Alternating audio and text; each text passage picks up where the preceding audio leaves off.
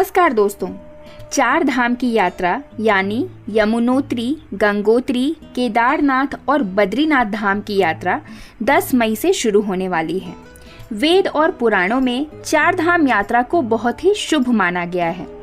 ऐसी मान्यता है कि जो व्यक्ति चार धाम की यात्रा करता है उसे समस्त पापों से मुक्ति प्राप्त हो जाती है, साथ ही जीवन में आ रही समस्याएं दूर हो जाती हैं। धार्मिक मान्यताओं के अनुसार बद्रीनाथ धाम को सृष्टि का 8वां बैकुंठ माना गया है। ये एकमात्र ऐसा धाम है जो उत्तराखंड के चार धाम और पूरे देश के 4 कोनों में मौजूद चार धाम दोनों में शामिल है। यहाँ भगवान विष्णु 6 महीने विश्राम करने के लिए आते हैं। साथ ही केदारनाथ धाम में भगवान शंकर विश्राम करते हैं। केदारनाथ धाम में 2 पर्वत हैं जिन्हें नर और नारायण के नाम से जाना जाता है। ये भगवान विष्णु के 24 अवतारों में से एक है। माना ये भी जाता है कि केदारनाथ धाम के दर्शन करने के बाद ही बद्रीनाथ धाम के दर्शन किए जाते हैं। ऐसा करने से पूजा का पूर्ण फल प्राप्त होता है। दोस्तों, चार धाम यात्रा से आत्मज्ञान में वृद्धि होती है। अधिकांश लोग बुढ़ापे में तीर्थ यात्रा करते हैं, लेकिन जो लोग जवानी में ही इस तीर्थ यात्रा को पूरा कर लेते हैं उन्हें परम ज्ञान की प्राप्ति हो जाती है। दोस्तों, चार धाम बहुत पवित्र स्थान माने जाते हैं। केदारनाथ को जहां भगवान शंकर का आराम करने का स्थान माना गया है, वहीं बद्रीनाथ को भगवान विष्णु के आराम करने का स्थान मानते हैं। यहां बद्रीनाथ की मूर्ति शालग्राम शिला से बनी हुई चतुर्भुज ध्यान मुद्रा में है। यहाँ नर नारायण विग्रह की पूजा होती है और अखंड दीप जलता है, जो कि अचल ज्ञान ज्योति का प्रतीक है। केदारनाथ घाटी में 2 पहाड़ हैं, नर और नारायण पर्वत। विष्णु के 24 अवतारों में से एक नर और नारायण ऋषि की ये तपोभूमि है। उनके तप से प्रसन्न होकर केदारनाथ में भगवान शिव प्रकट हुए थे। दूसरी ओर बद्रीनाथ धाम है, जहां भगवान विष्णु विश्राम करते हैं। कहते हैं कि सतयुग में बद्रीनाथ धाम की स्थापना नारायण ने की थी।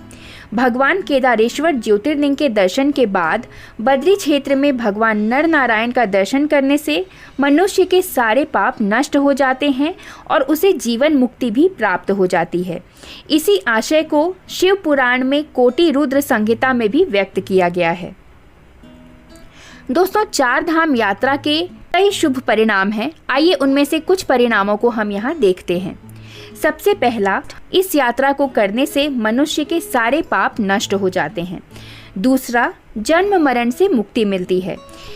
कहते हैं कि इस यात्रा में मृत्यु को प्राप्त हो जाना सबसे शुभ है। व्यक्ति को जीवन मुक्ति प्राप्त हो जाती है। बद्रीनाथ के बारे में तो ऐसी कहावत प्रचलित है कि जो जाए बद्री वो ना आए ओदरी, अर्थात व्यक्ति बद्रीनाथ के दर्शन कर लेता है तो उसे पुनः उदर यानी गर्भ में नहीं आना पड़ता है। शिव पुराण के अनुसार केदार तीर्थ में पहुंचकर वहां केदारनाथ ज्योतिर्लिंग का पूजन कर जो मनुष्य वहां का जल पी लेता है उसका पुनर्जन्म नहीं होता है। अगला, बढ़ता है अनुभव। चार धाम यात्रा से हमें नए नए अनुभव होते हैं। हमारी स्मृतियां और सोच बढ़ती है। हम शिक्षित होते हैं। प्रकृति के होते हैं दर्शन। यात्राओं से हम यह देख पाते हैं कि धरती कैसी है, प्रकृति कैसी है, शहर, गांव और कस्बे कैसे हैं। संस्कृति के भी होते हैं दर्शन।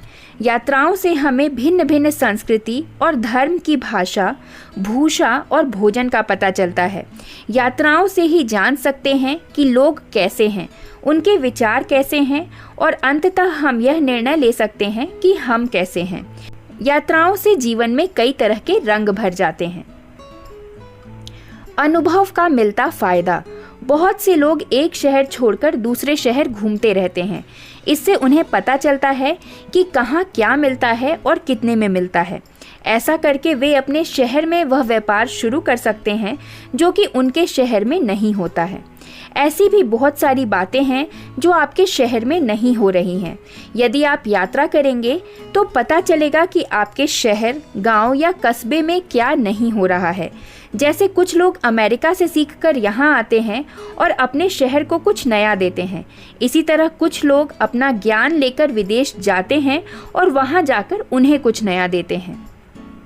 आयु में होती है वृद्धि। तीर्थ यात्रा में अक्सर पैदल चलना होता है। पैदल चलने से शरीर स्वस्थ और पुष्ट होता है। तीर्थ यात्रा करने से व्यक्ति को हर तरह की जलवायु का सामना करना होता है, जिसके चलते वह सेहतमंद बना रहता है और नए नए अनुभव को प्राप्त करता है। पहाड़ों पर शुद्ध हवा से नए जीवन का संचार होता है और साथ ही साथ आयु में भी वृद्धि होती है। वंश को जानने का मौका मिलता है। तीर्थ यात्रा के दौरान व्यक्ति अपने देश और धर्म को जानने का प्रयास करता है। तीर्थ पुरोहित पंडा से मिलकर अपने कुल खानदान को जानता है। तपस्वी, मनस्वी, साधु संत आदि के आश्रमों में रुकने का मौका मिलता है। उनके आश्रम में नहीं ठहरते हैं तो उनसे मिलने का मौका मिलता है, जिसके चलते मानसिक लाभ मिलता है। और आखिरी है जीवन का लक्ष्य और उद्देश्य। हिंदू धर्म में 4 धर्मों की तीर्थ यात्रा करने के महत्व के संबंध में विस्तार से उल्लेख मिलता है। इसके माध्यम से व्यक्ति देश के संपूर्ण लोगों, उनकी संस्कृति, भाषा, इतिहास, धर्म और परंपरा आदि से परिचित भी हो पाता है। साथ ही साथ वह अपने भीतर की बौद्धिकता और आत्मज्ञान के रास्ते भी खोल लेता है। तीर्थ यात्रा करने से व्यक्ति में खुद के बारे में, लोगों के बारे में समझने की बुद्धि का विकास तो होता ही है, साथ ही उसे अपने जीवन का लक्ष्य और उद्देश्य भी पता चलता है। अक्सर लोग जीवन के अंतिम पड़ाव में तीर्थ यात्रा पर निकलते हैं, लेकिन जो लोग कम उम्र में ही तीर्थ यात्रा कर लेते हैं, उन्हें परम ज्ञान की प्राप्ति हो जाती है और वही परिपक्व और अनुभवी व्यक्ति बनते हैं। तो दोस्तों, ये थे 4 धाम यात्रा पर जाने के शुभ परिणाम। आशा करती हूँ ये वीडियो आपको यूज़फुल लगी हो। अगर ये वीडियो आपको पसंद आई है तो इसे एक लाइक ज़रूर करें और ऐसे ही अन्य वीडियोज़ के लिए हमारे चैनल पर बने रहें। धन्यवाद।